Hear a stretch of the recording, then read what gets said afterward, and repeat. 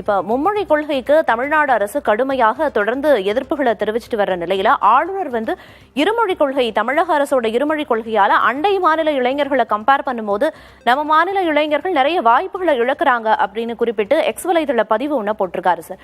இந்த மாதிரியான ஒரு நேரத்துல இந்த பதிவு எப்படி புரிஞ்சுக்கலாம்? ஆளுநருடைய பதிவுல ஒரு தென் தமிழ்நாட்டை சேர்ந்த கல்வி, வணிகம், ஸ்டார்ட் அப் வச்சிருக்கக்கூடிய இளைஞர்கள், உள்ளூர் தலைவர்கள், சிறு குறு தொழில் நிறுவனங்கள் நடத்துபவர்கள், இவங்களெல்லாம் நான் சந்திச்சேன். தென் தமிழ்நாட்டுல மனித வளமும் இருக்கு, இயற்கை வளமும் நிறைய இருக்கு. ஆனாலும் கூட இந்த பகுதிகள் பின்தங்கி இருக்கு அப்படின்னு முதலாவதாக ஒரு விமர்சனத்தை முன்வைக்கிறார். இரண்டாவது விமர்சனமாக அவர் என்ன சொல்றாருன்னா, போதைப் பொருட்களால இளைஞர்கள் பாதிக்கப்பட்டிருக்கிறார்கள் அப்படிங்கிற விமர்சனத்தை இரண்டாவதாக முன்வைக்கிறார். மூன்றாவது விமர்சனம் என்னன்னா, மூன்றாவது மொழியை கற்றுக்கொள்ள வேண்டிய தேவை இருக்கு. அந்த அடிப்படையில புதிய கல்விக் கொள்கையை 2020 ஏற்றுக்கொள்ள வேண்டிய தேவை இருக்கு. இந்தி என்ற அடிப்படையில தென் மாநில மொழிகள் கூட இந்த பகுதியில் இருக்கக்கூடிய மாணவர்களுக்கு தெரியல. அதனால மூன்றாவது மொழியாக குறைந்தபட்சம் தென் தமிழ்நாட்டை சேர்ந்த, தென் மாநிலத்தை சேர்ந்த மொழிகளையாவது அவர்கள் கற்றுக்கொள்ளணும் அப்படிங்கிறதையும் அவர் வலியுறுத்துகிறார். இந்திங்கிற பெயர்ல ஒட்டுமொத்தமாக தென் மாநில மொழிகளும் புறக்கணிக்கப்படுகிறது அப்படின்ற விமர்சனத்தை முன்வைத்திருக்கிறார். 3 விமர்சனங்களாக இதை நம்ம புரிந்து கொள்ளணும். ஒன்று, தென் தமிழ்நாடு மனித வளம், இயற்கை வளத்தால் சூழப்பட்டிருக்கு, ஆனாலும் கூட பின்தங்கி இருக்கு. இன்னொன்று, இளைஞர்கள் போதைப் பொருள்களால் பாதிக்கப்பட்டிருக்கிறாங்க. மூன்றாவது, இந்திங்கிற பெயர்ல தென் மாநில மொழிகளையும் மாணவர்கள், இளைஞர்கள் கற்றுக்கொள்ளாம இருக்கிறாங்க அப்படின்ற 3 விமர்சனத்தை தான் ஆளுநர் தனது ட்வீட் பதிவுல குறிப்பிட்டிருக்கிறார். மூத்த பத்திரிகையாளர் திரு ஷியாம் இணைப்பில் இருக்கார். சார் வணக்கம். வணக்கம். 3மே ரொம்ப முக்கியமான விமர்சனங்களாக ஆளுநரால குறிப்பிடப்பட்டிருக்கு.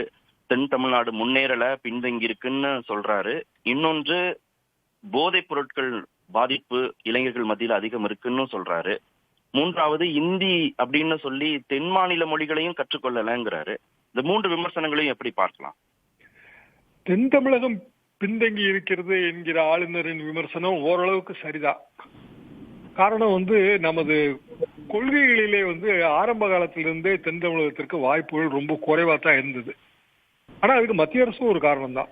உதாரணமாக நாங்குநேரியில் இருக்கிற மிகப்பெரிய தொழில் முன்னேற்றத்திற்கான ஏற்பாடு இன்றைய வரைக்கும் அது சரியாக செயல்படுத்தப்படவே இல்லை. போதைப் பொருள் கலாச்சாரம், அதுலயும் ஆளுநர் விமர்சனத்தை நான் ஏற்றுக்கொள்கிறேன். காரணம் என்னவென்றால், அது உண்மையிலேயே நாம் கட்டுப்படுத்த வேண்டிய ஒரு விஷயம், அதிகரித்து வருகிறது என்பது உண்மையை கவலை தரக்கூடிய ஒரு விஷயமாகத்தான் இருக்கிறது. இந்தியா முழுவதும் இந்த பிரச்சனை இருக்கிறது. குறிப்பாக பஞ்சாப் போன்ற மாநிலங்களில் மிகப்பெரிய அளவுக்கு இந்த பிரச்சனை இருக்கிறது. மூன்றாவது விமர்சனம், ஆளுநரின் விமர்சனம் தான் எனக்கெல்லாம் கவலை தருகிறது. மாநில அரசின் கடுமையான இருமொழி கொள்கை காரணமாக என்று அவர் கூறுகிறார். அவர் அடிப்படை புரிந்து கொள்ளவில்லை. இருமொழி கொள்கை வந்தபோது நாங்கள் கல்லூரி மாணவர்கள், 1968 ஜனவரி மாதம். முன்னதாக மும்மொழி கொள்கை இருந்தது. நான் பள்ளி காலத்திலே படிக்கும்போது மும்மொழி கொள்கை தான். இந்தி கற்றுத் தருவார்கள். ஆனால் தேர்விலே தேர்ச்சி பெற வேண்டிய அவசியம் இல்லை. அதாவது அந்த 100க்கு 35 மார்க் வாங்க வேண்டாம். எனவே யாரும் உண்மையிலேயே படிப்பதில்லை. நாங்கள் ஒரு சிலர் படித்தோம். மற்றவர்கள் பெரும்பாலும் இந்தி வகுப்புகள் என்றால் அது அநேகமாக படிக்காத வகுப்புகளாகத்தான் கழிந்தன. அப்படியான சூழ்நிலை நிலவும் போது 67 ஆட்சி மாற்றத்துக்கு பிறகு அது தொடர்ந்த போது அபிஷியல்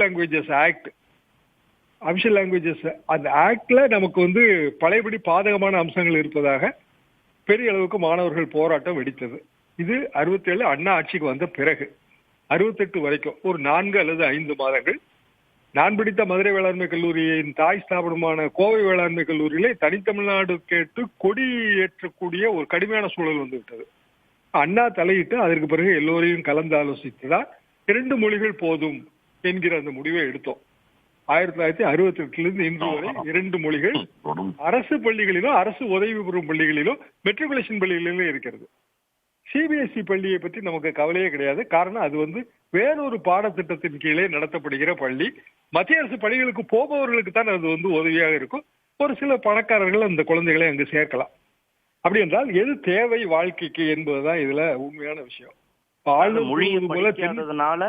மொழியை படிக்காததுனால, தென் மாநில மொழிகளை படிக்காததுனால வாய்ப்புகளை இழந்தவர்களாக இளைஞர்கள் இருக்கிறார்கள், தமிழ்நாட்டை சேர்ந்த இளைஞர்கள் இருக்கிறார்கள் என்கிற விமர்சனத்தை வைக்கிறார் ஆளுநர். பிராந்திய இளைஞர்கள் வாய்ப்புகளை இழந்தவர்களாக உணர்கிறார்கள் என்று சொல்கிறார். அப்படி உணர்வதாக எனக்கு தெரியவில்லை. காரணம், உண்மையிலேயே நமது எல்லை பகுதிகளிலே, இப்ப நாகர்கோவில் போன்ற பகுதிகளிலே மலையாள மொழி கற்றுக்கொள்ள முடியும். இப்போதும் தெலுங்கு பள்ளிக்கூடத்துல இருக்கு. மலையாளம் கற்றுக் கொடுக்கிற பள்ளிக்கூடங்களே இருக்கின்றன. அதே மாதிரி நீங்க ஹோசூர் பக்கம் போனீங்கனாலோ இல்ல ஆந்திரா அந்த பார்டர்ல இருக்கிற ஏரியாவுக்கு போனீங்கனாலோ தெலுங்கு மொழி சொல்லிக் கொடுக்கறதுக்கே இருக்கு.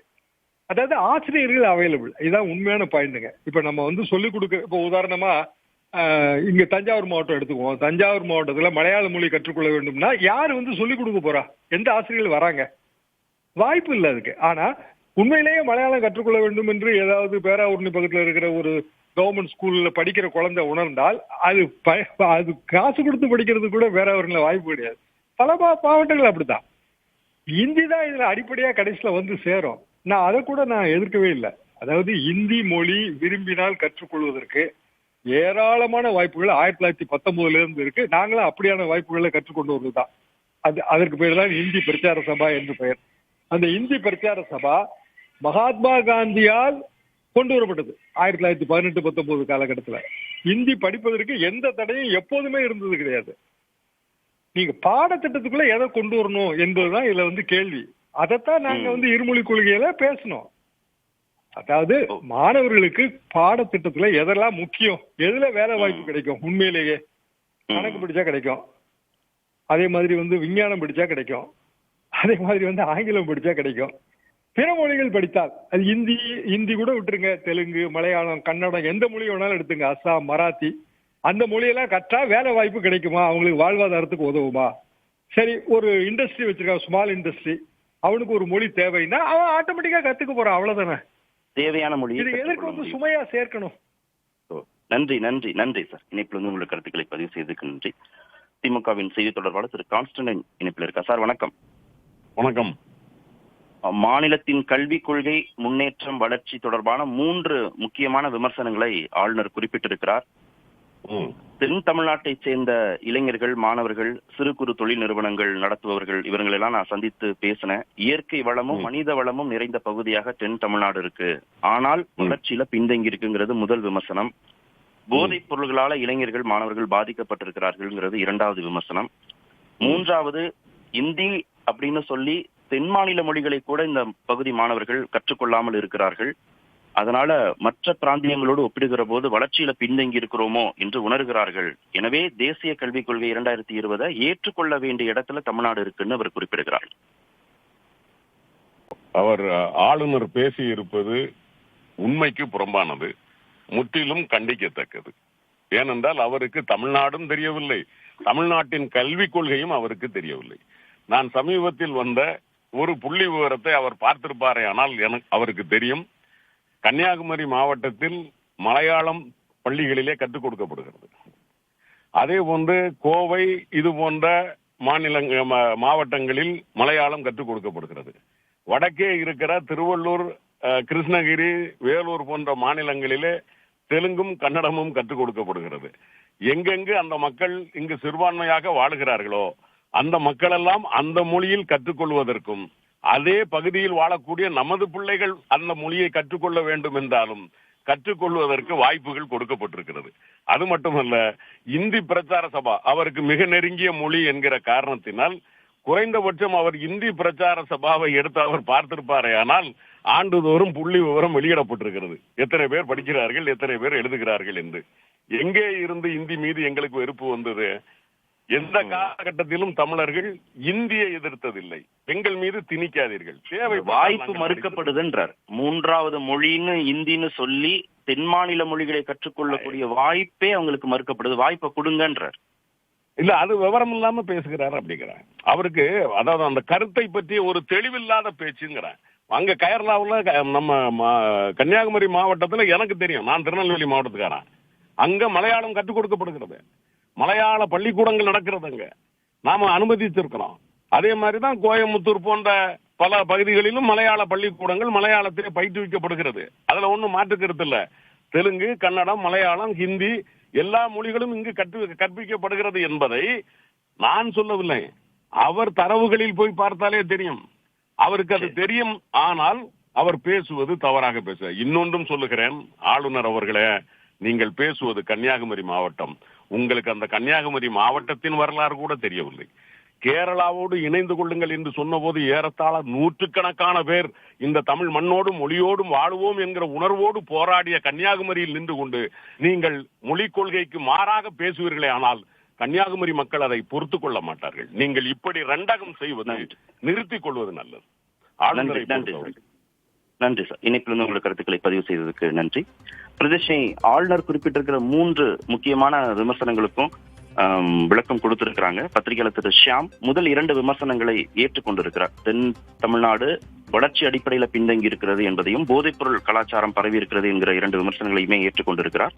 3வது மொழி அடிப்படையில வளர்ச்சி பின்தங்கி இருக்கு அப்படின்ற விமர்சனத்தை திமுக தரப்பிலும் ஏற்றுக்கொள்ளவில்லை, பத்திரிகையாளர் தரப்பிலும் ஏற்றுக்கொள்ளவில்லை. மற்ற செய்திகளுக்காக நீங்கள் தொடரலாம். நிச்சயமா ஆளுநரோட பதிவு குறித்து கலந்துரையாடியமைக்கு நன்றி கார்த்திகேயன்.